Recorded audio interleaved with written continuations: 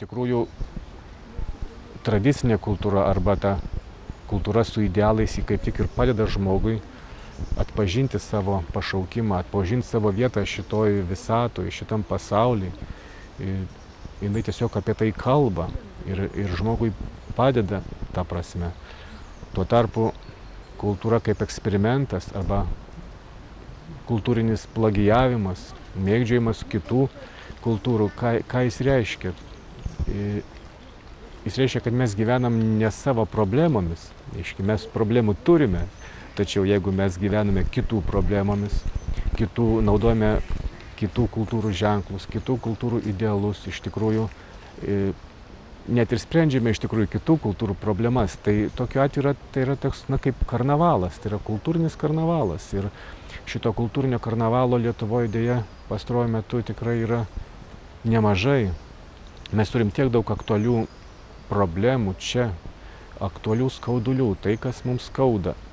Tačiau labiau vadovaujasi mūsų kultūra madomis ir seka paskui tas madas, o mados yra globalios. Ir jeigu seki globalia mada, tai tu esi šaunuolis, viskas labai puiku, premijos, apdovanojimai, aplodismentai, tačiau ilgainiui žinoma paaiškėjo, kad tai buvo tik eksperimentas, nes praėjus kuriam laikui visgi akivaizdu, kad neįkvėpia mūsų, neužkrečia ir neuždega tie meno kūriniai, nes jie buvo ne mums skirti ir jie ne apie mus kalbėjo, jie kalbėjo apie kitus. Kai padariau šį filmą, tai visi manė, tai gal būsi režisierius, gal aktorius. Aš nemanau, kad aš užaugęs būčiau režisierius, gal aktorius, nes režisierius darbas tikrai yra labai sunkus. Aš mieliau būčiau aktorius, pavaidini, ramu viskas ir viskas toliau. Ne, režisierius tikrai labai sunkus darbas, nes galų gale tu ir scenarijų turi rašyti ir visiems vadovauti, jeigu kas ten nepatinka ir biški papykt ant jų, jeigu ne taip, ką atlieka.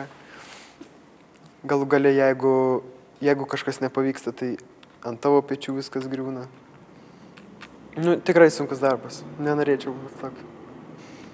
Ir tikrai gerbiu žmonės, kurie yra režisieriai, nes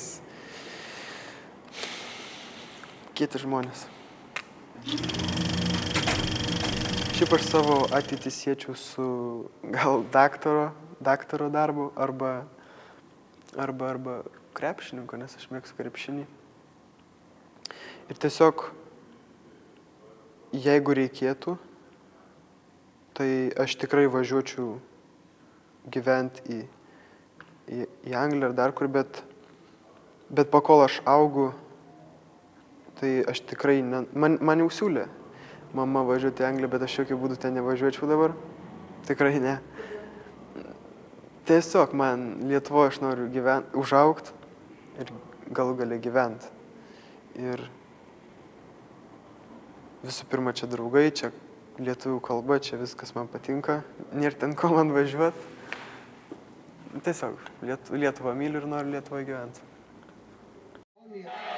Į gatves išėjo ir Ispanijos jaunimas. Ispanijoje vienas didžiausių jaunimo nedarbo lygis Europoje. O ne kas antras jaunuolis iki 25 metų nedirba. Šalį pasiekė dalykas.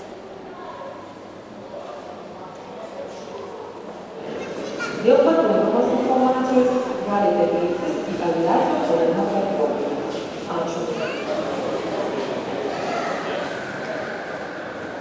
Aš manau, kad aš Anglijai išgyvensiu. Štai ką aš manau, nes aš Lietuvoje negaliu gyventi. Lietuvius vienyje tik tai krepšinis ir gaila, kad tik tais krepšinis juos visus suvienijo, ne kažkokios bendros problemos, kurias reikėtų spręsti.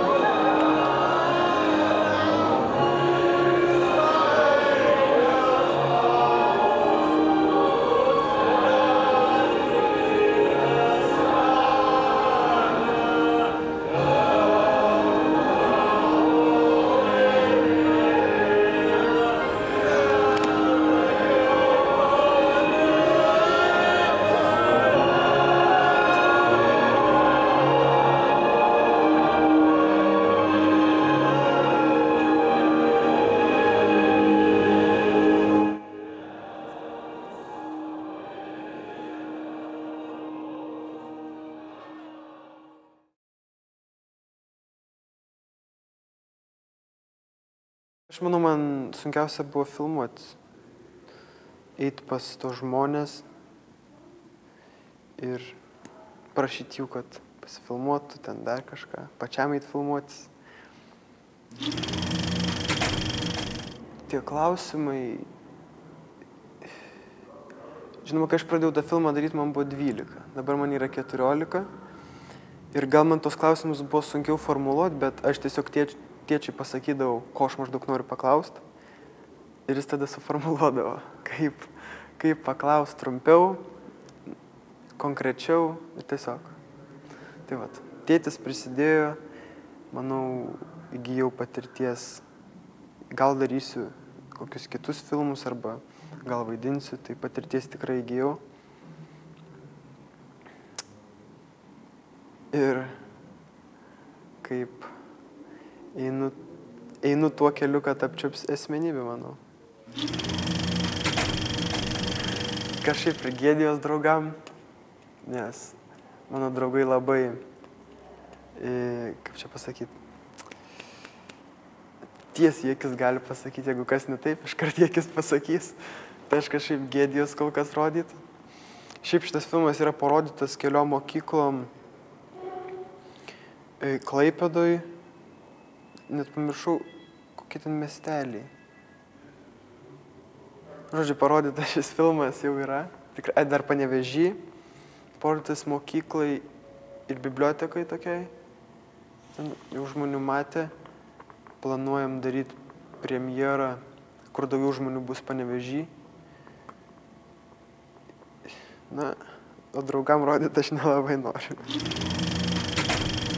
Tikrai labai daug išvažiavo tų jaunų kartų. Apie tai ir užsimena Birutė, kur šnekėjo filme, kad neranda tiesiog vietos Lietuvoj, ta jauna karta. Čia išsimoko, ko jam reikia, gal gali išvažiuoja į kitą tautą ir padeda jiems. Pavyzdžiui, net nežinau, čia labai tokia sunki tema apie būtent tuos jaunus išvažiuojančius. Aš tokios didžiulės problemos nejaučiu, kad aš esu vienas iš euro našlaičių, kažkaip keista netaip sakyti, nes aš su mama bendrauju kiekvieną dieną telefonu, Skype'u, dabar net važiavus yra, dažnai čia važinėja, dažnai aš pas ją važinėju, tai taip kažkaip užpildo tą tuštumą. Viskas normaliai.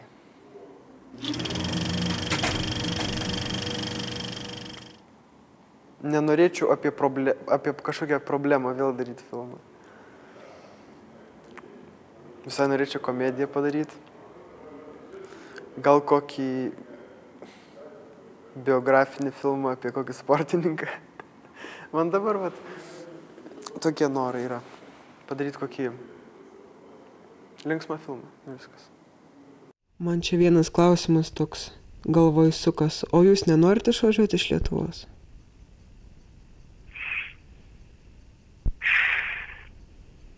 Kai kada noriu. O kodėl?